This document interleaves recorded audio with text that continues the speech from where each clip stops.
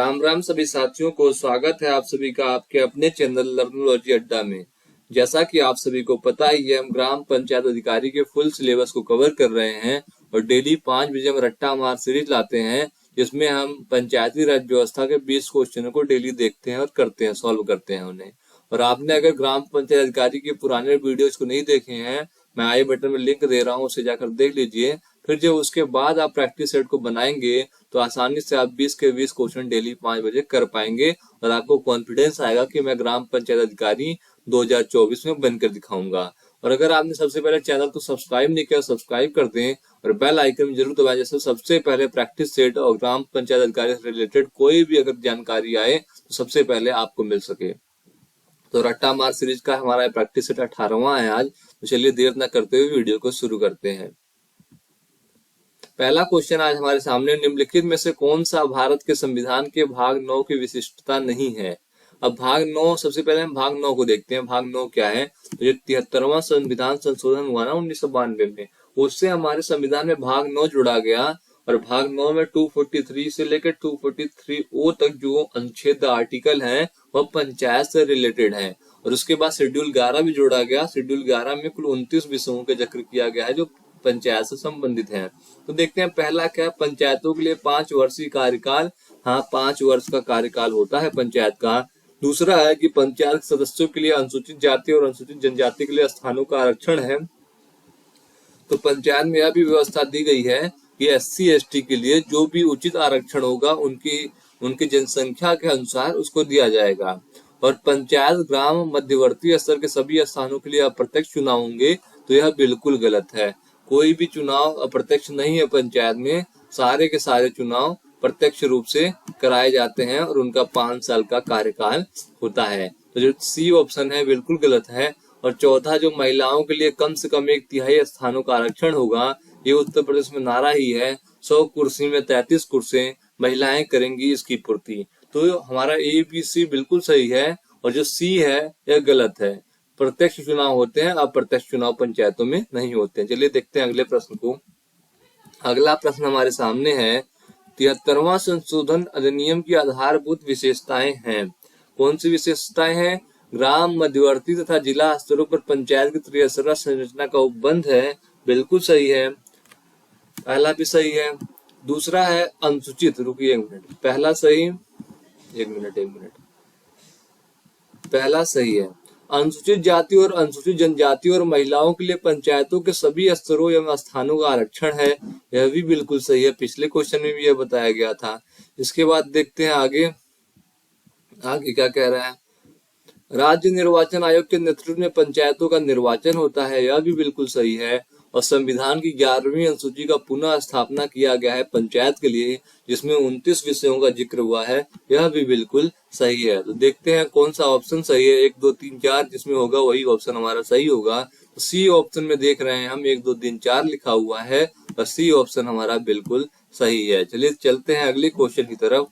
Question है, पंचायती राज को पंचायती राज के अंतर्गत स्वशासन की इकाई के रूप में संगठित किया गया है। भारतीय संविधान के मूल अधिकारों से, भारतीय संविधान के प्रस्तावना से, राज्य के नीति निर्देशक तत्व से या भारतीय संविधान के 73वें संशोधन से। तो पंचायती राज के अंतर्गत स्वशासन की जो इकाई की संगठित किया गया है वो भारतीय संविधान के 73वें संशोधन 1992 द्वारा किया गया है, जिसमें पंचायत को संवैधानिक दर्जा मिलता है। चलिए देखते हैं अगले क्वेश्चन को। भारतीय संघात्मक व्यवस्था में तृतीय तल कब जोड़ा गया? 1990 में, 1992 में, 1991 में या 1993 में?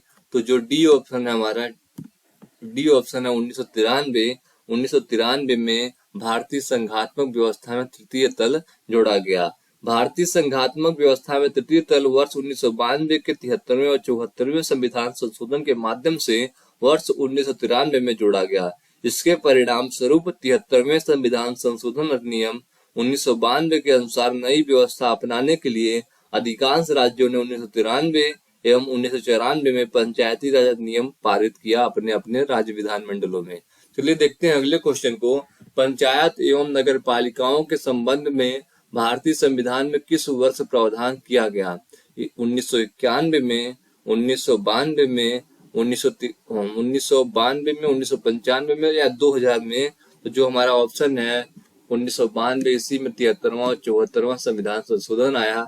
इसी से पंचायतों और नगर पालिकाओं में संवैधानिक दर्जा इन्हें प्राप्त हुआ। ठीक है, देखते हैं अगले प्रश्न को। भारतीय संविधान का 73वां संविधान संशोधन किससे संबंधित है?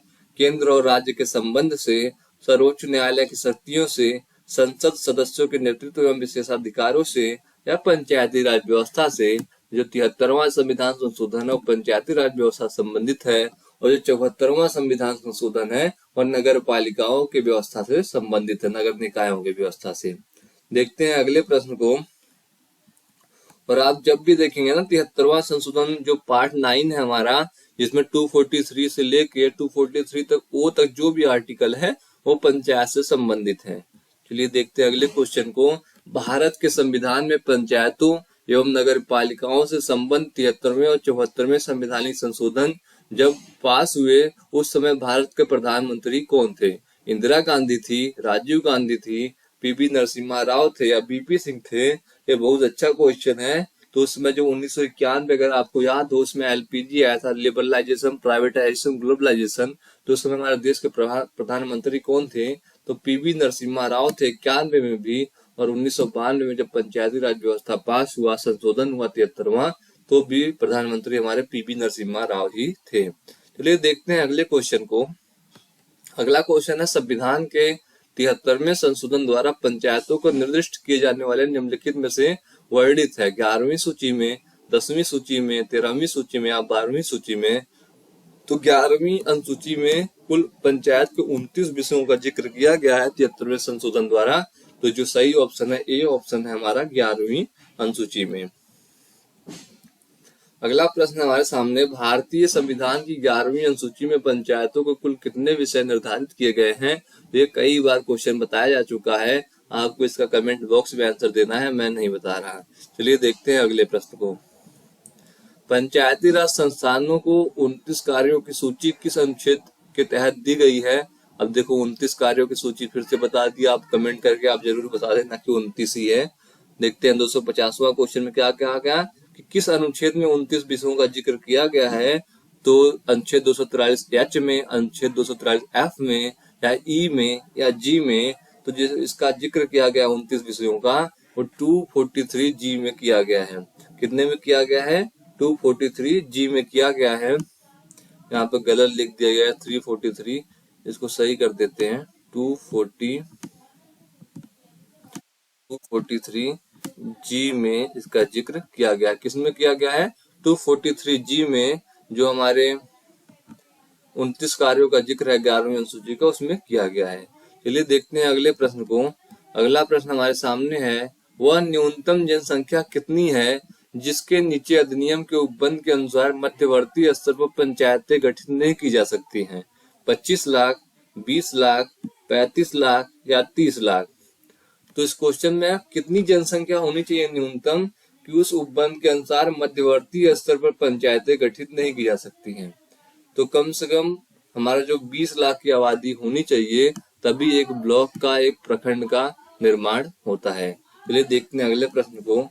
पंचायती राज विषय है समवर्ती सूची का, राज्य सूची का, केंद्र सूची का, या शेषाधिकार की सूची का? तो जो पहले ही बताया गया है, अगर आपने आर्टिकल 40 देखा होगा, डीपीएसपी में है वो, तो डीपीएसपी का मतलब ये राज्य के नीति निदेशक तत्व। तो जो पंचायती राज है वो हमारा राज्य के सूची का विषय है। देखते हैं अगले प्रश्न को। अगला प्रश्न है, पंचायती राज व्यवस्था में शासन प्रणाली की संरचना क्या है? ग्राम स्तर पर स्थानीय स्वशासन की एक स्तरीय संरचना, ग्राम व खंड स्तर पर स्थानीय स्वशासन की द्विस्तरीय संरचना, या ग्राम, खंड और जिला स्तर पर स्थानीय स्वशासन की त्रिस्तरीय संरचना, या ग्राम, खंड, जिला और राज्य स्तर पर स्थानीय स्वशासन की चतुर्थ स्तरीय संरचना? तो जो इसमें हमारे यहाँ क्या व्यवस्था है? त्रिस्तरीय संरचना की व्यवस्था की गई है, जो कि 243B के अनुसार पंचायती राज व्यवस्था में स्थानीय स्वशासन त्रिस्तरीय व्यवस्था है, जिसमें ग्राम स्तर, पंचायत समिति और जिला स्तर, 3 स्तरों पर इसका कार्य किया जाता है, जिसकी जनसंख्या 20 लाख से अधिक नहीं है। ठीक है, चलिए देखते हैं अगले क्वेश्चन को। 73वें संविधान संशोधन को लागू करने वाला पहला राज्य है तो आप तुरंत बता देंगे राजस्थान, और राजस्थान का कौन सा जिला था, तो नागौर जिला था। कब हुआ था? 2 अक्टूबर 1959 को। भारतीय संविधान के 73वें संशोधन के संदर्भ में निम्नलिखित में से कौन सा कथन सही है? इसमें पंचायतों को स्वशासन की संस्था स्वीकार किया गया, इसमें शहरी स्थानीय सरकार को स्वशासन की संस्था स्वीकार किया गया। इसके बाद है नीचे दिए गए कूट के सही उत्तरों का चयन करें। तो हमें बताना है पहला ऑप्शन सही है या दूसरा ऑप्शन सही है। तो मैं बताऊं इसमें पंचायतों के स्वशासन की संस्था को स्वीकार किया गया है 73वें संविधान संशोधन में, और 74वें में शहरी स्थानीय सरकार को, शहरी स्थान को 74वें में, और ग्रामीण वाले ग्राम पंचायत को 73वें में बताया गया है। उसके बाद देखते हैं 73वां संविधान संशोधन के द्वारा किन किन कार्यों को अनिवार्य बनाया गया है। ग्राम सभा का गठन, पंचायतों के प्रत्येक स्तर पर प्रत्यक्ष चुनाव, महिलाओं को कम से कम 1/3 आरक्षण देने की व्यवस्था, 4-5 वर्ष के निश्चित कार्यकाल तथा विघटन की स्थिति में 6 माह के भीतर चुनाव कराने की बाध्यता। तो इसके हिसाब से जो हमारा ऑप्शन होगा 4 के चारों ऑप्शन सही होंगे। सारी जो बातें कही गई ऊपर वो पंचायत से संबंधित है। इसके बाद देखते हैं अगला क्वेश्चन। 74वें संविधान संशोधन के तहत विवेकाधीन उपबंध शामिल नहीं है।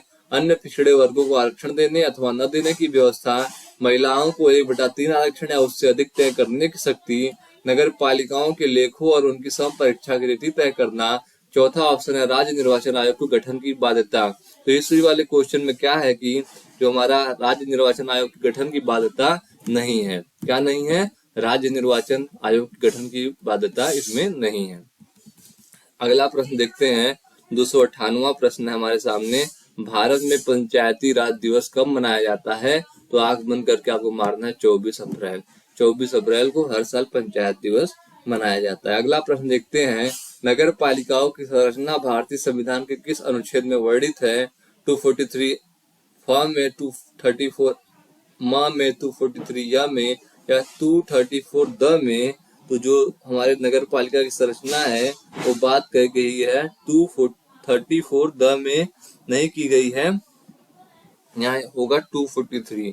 इसका जो गलत छप गया है 243। कितना? 243